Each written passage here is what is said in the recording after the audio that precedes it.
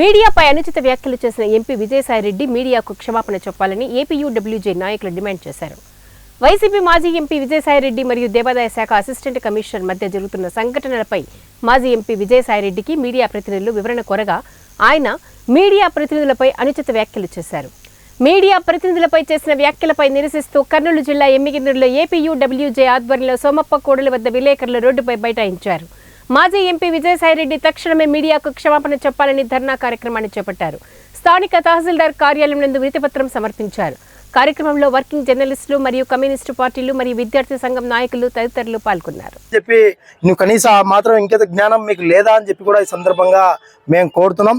కాబట్టి వ్యక్తిగత వ్యవహారాలకు సంబంధించినటువంటి అంశాలపైన మీరు విలేకరులను ప్రశ్నిస్తుంటారు, అదేవిధంగా వచ్చినటువంటి వార్తలను సేకరించి రాస్తుంటారు. అంత మాత్రాన ఇవాళ విలేకరులు అంత చూస్తాను. నేను ఛానల్ లాంటివి జరగకుండా విజయసాయిరెడ్డి గారు చూసుకోవాలని చెప్పి మేము విజ్ఞప్తి చేస్తా ఉన్నాము. లేదంటే వారి వ్యాఖ్యలు వెనక్కి తీసుకోవాలా, క్షమాపణ చెప్పాలని చెప్పి మేము డిమాండ్ చేస్తున్నాము. లేని పక్షంలో మేము ఆందోళన కూడా చేయడానికి సిద్ధంగా ఉండని చెప్పేసి మేము తెలియజేస్తూ ఉన్నాము. అదేవిధంగా ఇటీవల ఒక దేవాదాయ అసిస్టెంట్ కమిషనరు తర్వాత విజయసాయిరెడ్డి మధ్య జరుగుతున్నటువంటి సమస్యను ప్రశ్నించేటువంటి